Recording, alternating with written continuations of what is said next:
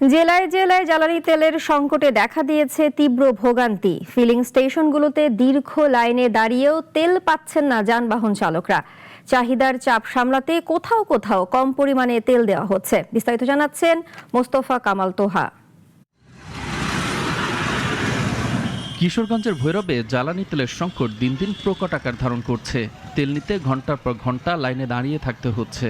এখানে কৃত্রিম সংকট একটা গুরুত্বপূর্ণ বিষয়, কারণ যার যতটুকু দরকার ছিল সে যদি ততটুকু তেল নিত তাহলে আমার মনে হয় না যে এতটা সংকট হইত।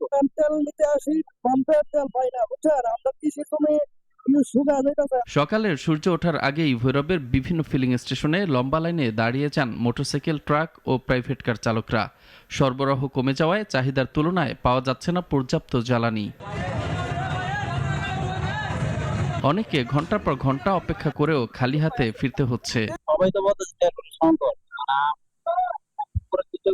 তেল আছে, ডিজেল মজুদ আছে, 1200 ঠিক আছে, এবং আমরা তেল পাচ্ছি, আমরা কোনো সমস্যা নাই। 3 ঘন্টা যাবত আমি দাঁড়িয়ে রয়েছি, কিন্তু তেল পাইতেছি না ভাইয়া।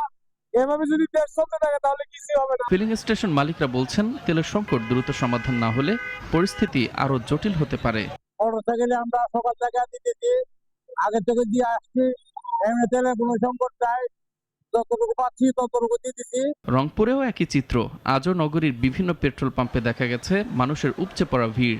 অনেকেই ঘন্টার পর ঘন্টা লাইনে দাঁড়িয়ে থেকেও পাচ্ছেন না চাহিদা অনুযায়ী তেল। সকাল থেকেই মোটরসাইকেল চালকদের লম্বা সিরিয়াল চোখে পড়ে। আবার যেসব পাম্পে তেল রয়েছে সেখানে সর্বোচ্চ 100 টাকার তেল দেওয়া হচ্ছে। ফলে দীর্ঘক্ষণ অপেক্ষার পরও কাঙ্ক্ষিত তেল না পাওয়ায় গ্রাহকদের মাঝে ক্ষোভ বাড়ছে। এখানে লাইনে দাঁড়ায় যে স্টার্ট দিতে যে তেলটা খরচ হয়েছে, পাম্পে আসি সেই তেলটাই পাওয়া যাচ্ছে না। অতএব এইগুলো এই পরিবেশ সৃষ্টি করা মানে অনাকাঙ্ক্ষিত একটা দুর্ঘটনা ঘটার। ওই স্টার্ট দিতে 100 টাকার তেল শেষ। আধা ঘন্টার কাছাকাছি প্রায় দাঁড়িয়ে আছি, এর মধ্যে আমি 100 টাকার তেল পেলাম। আর গ্রাহকদের এমন চাহিদার কাছে অসহায় পাম্প কর্তৃপক্ষ। তেল যাচ্ছে কিন্তু আমাদের চাহিদা অনুপাতে পাচ্ছি না। এদিকে সিলেটে জ্বালানি ডিপো থেকে বিজিবির নজরদারির মধ্যে শৃঙ্খলার সাথে তেল সরবরাহ অব্যাহত রয়েছে।